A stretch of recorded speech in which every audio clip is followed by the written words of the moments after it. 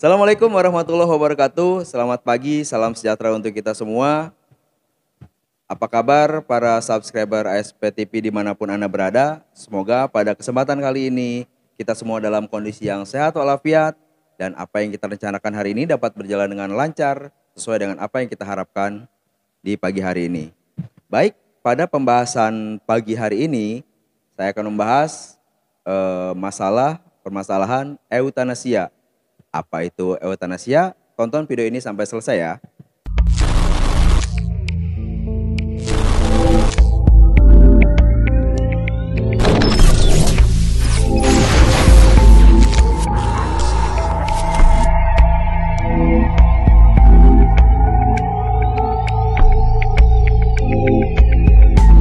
Baik, eutanasia adalah prosedur yang secara etis tergolong rumit dan kompleks.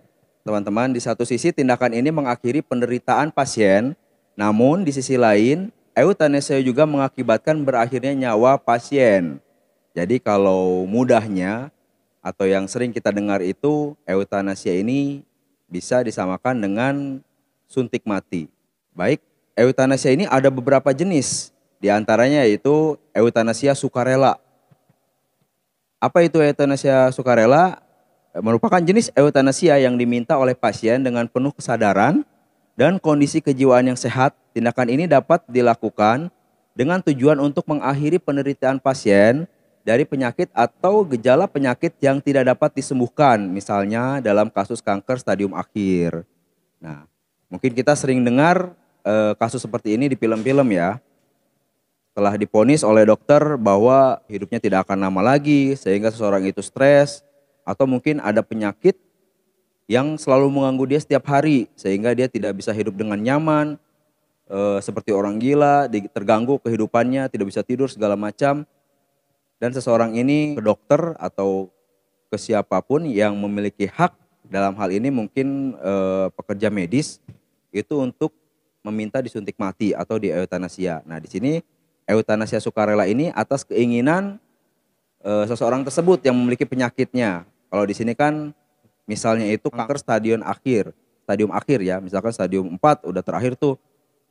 Dia daripada mengetahui umur hidupnya itu hanya beberapa bulan lagi, ya mendingan dia diakhiri sekarang aja, seperti itu. Dia meminta kepada dokternya. Nah, yang kedua ini eutanasia non sukarela. Pada eutanasia jenis ini, keputusan untuk mengakhiri hidup bukan dibuat oleh pasien, melainkan orang tua, suami, istri, atau anak pasien. Eutanasia non sukarela umumnya dilakukan pada pasien tidak sadarkan diri atau berada dalam kondisi vegetatif atau koma. Nah, ini juga sering kita lihat di TV-TV nih. Misalkan sudah tidur atau koma selama 1 tahun atau lebih, tapi tidak ada kondisi yang meningkat.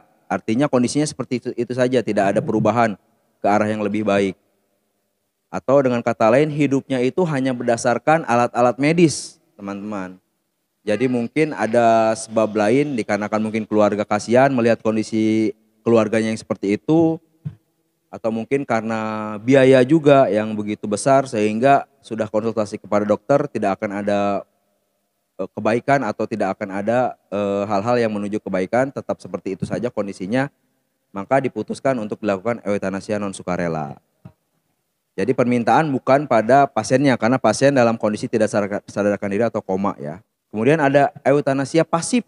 Eutanasia pasif ini adalah jenis eutanasia yang dilakukan oleh dokter dengan cara mengurangi atau membatasi pengobatan yang menopang hidup pasien agar pasien dapat meninggal lebih cepat. Misalkan dengan menghentikan penggunaan ventilator pada pasien gagal napas atau koma dengan kerusakan otak berat dan permanen. Jenis eutanasia ini biasanya dilakukan pada pasien di ruangan perawatan intensif atau ICU dengan kondisi berat yang tidak bisa disembuhkan lagi. Misalkan di sini contohnya herniasi otak. Jadi memang benar-benar kondisinya tidak dapat disembuhkan nih secara medis. Dari dulu sampai sekarang kalau kondisi kayak gini pasti berujung kematian, tidak ada obatnya lagi. Nah, itu biasanya dilakukan eutanasia pasif. Itu juga pastinya dokter udah konsultasi dahulu dengan keluarganya ya. Eutanasia pasif ini dilakukan oleh keluarga dan dokter atas pertimbangan dokter bahwa hal tersebut tidak bisa disembuhkan kembali. Kemudian eutanasia aktif. Eutanasia aktif ini adalah mengambil tindakan secara aktif, baik langsung maupun tidak langsung yang mengakibatkan kematian. Nah, misalkan ini bisa jadi suntik mati nih. Ini kondisinya sama dengan pasif, cuman kalau yang aktif ini, kalau yang pasif kan secara perlahan bisa jadi. Yang tadinya dikasih oksigen, mulai dilepas sedikit-sedikit, oksigennya yang dilepas, tapi untuk infus masih, kalau ini langsung. Semua dibuka, untuk ventilator udara dibuka, infus dibuka, udah langsung misalkan memang kondisinya tidak akan bisa disembuhkan lagi lah. Sudah kasihan walaupun sembuh juga, atau mungkin memang sudah sama sekali tidak ada cara lain untuk sembuh. Makanya dilakukan eutanasia aktif. Nah, lantas mungkin ada pertimbangan memang boleh untuk eutanasia itu. Nah, di sini ada negara yang memperoleh atau yang memperbolehkan eutanasia. Jadi eutanasia ini tidak semua negara memperbolehkan, teman-teman. Hanya beberapa negara yang sudah melegalkannya. Yang pertama itu Belanda. Belanda itu sudah melegalkan eutanasia pada 10 April 2001. Namun walaupun demikian, pasien yang menginginkan bunuh diri ini harus sudah dewasa kondisinya dan kompeten secara mental. Hukum Belanda juga menilai eutanasia sebagai praktik medis yang penting. Karena mungkin ada yang sudah lama di rumah sakit dengan kondisi yang tidak kunjung sembuh, atau dia sudah tahu nih batas waktu hidupnya untuk stadium akhir itu misalkan 1 bulan lagi. Bagaimana orang tidak stres ya, sudah mengetahui batas umurnya 1 bulan lagi, sudah diponis sama dokter 1 bulan atau 2 bulan lagi hidupnya. Nah, itu membuat dia stres dan dia menginginkan atau mengajukan untuk disuntik mati saja. Itu ada di Belanda. Yang kedua itu di negara Belgia. Proses ini mengizinkan eutanasia bagi orang dewasa yang mengalami penderitaan fisik maupun mental yang tak dapat diringankan secara terus-menerus dan tak tertahankan. Belgia melegalkan praktek ini pada tahun 2002 melalui aturan eutanasia Belgia. Jadi sama nih, Belgia ini sama Belanda untuk syaratnya itu sudah dewasa dan kompeten. Jadi dia sudah bisa secara hukum mengambil keputusan bahwa dia ini mengambil keputusan untuk disuntik mati. Dan itu sudah dilegalkan di tahun 2002 di negara Belgia.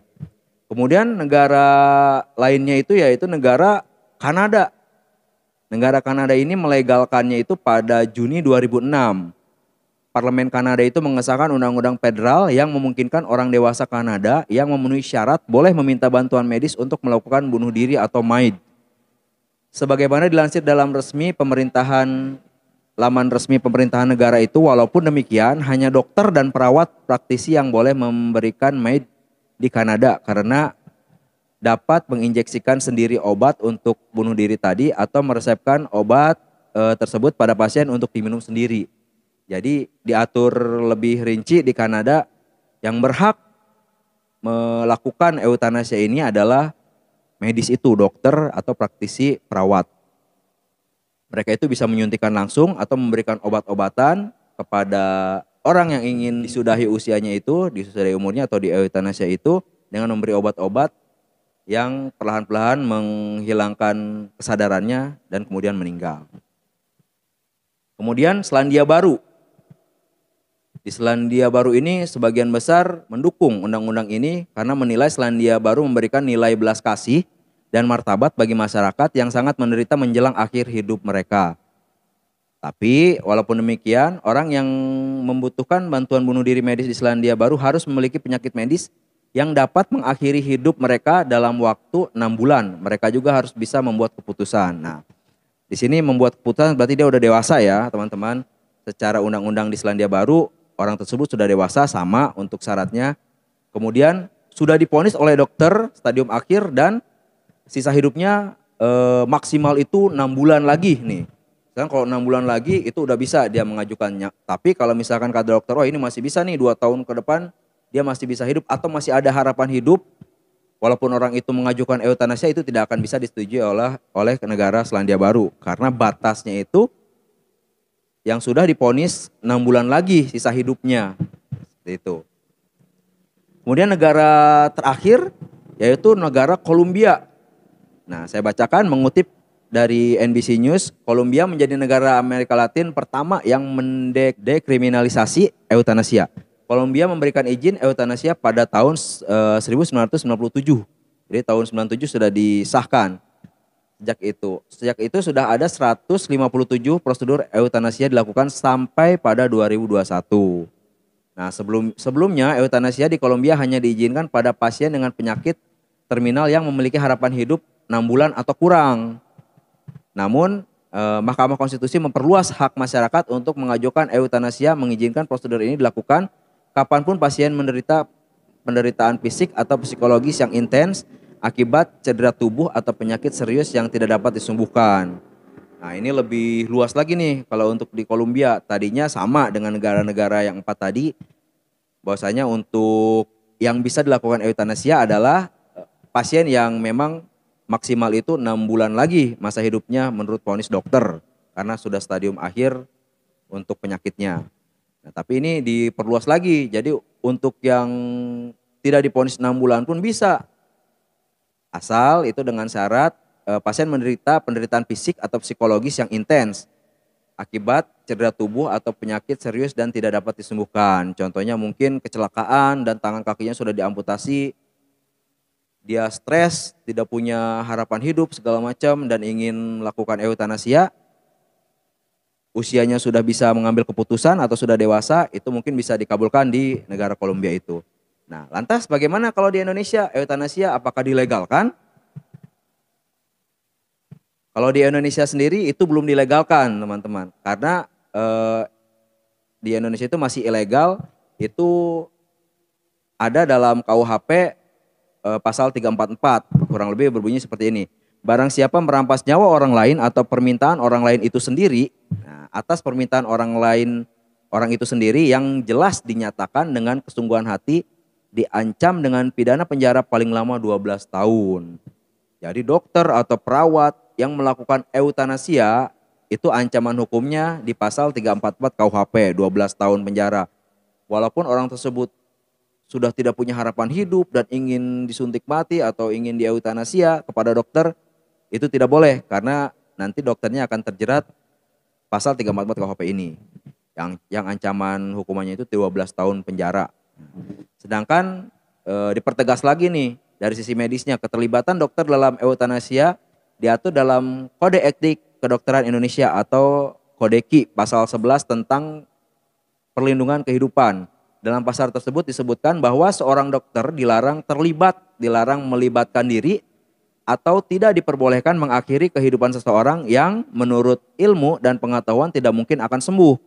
Yang dengan kata lain adalah melakukan eutanasia. Nah, walaupun sudah divonis tidak akan sembuh, itu tidak boleh seorang dokter di Indonesia melakukan eutanasia karena diatur dalam Kode Etik Kedokteran tersebut dan juga di Kitab Undang-Undang Hukum Pidana juga diatur dalam pasal 344. Seperti itu untuk eutanasia. Semoga bermanfaat sebagai tambahan informasi teman-teman subscriber ASP TV dimanapun Anda berada. Jangan lupa untuk klik komen di kolom komen jika memang ada yang ingin ditanyakan atau kritik, ada saran, silakan dimasukkan ke kolom komentar agar bisa membangun video-video ASP TV ke depannya lebih baik lagi, lebih bagus lagi, inovatif lagi, dan mungkin ada video-video yang ingin teman-teman dengar dari kami, silakan diketik saja mengenai apa, mudah-mudahan dapat kita jabarkan atau dapat kita buat video di channel ini. Jangan lupa klik like, komen, dan subscribe tentunya. Terima kasih dari saya. Billahi taufiq wal hidayah. Wassalamualaikum warahmatullahi wabarakatuh.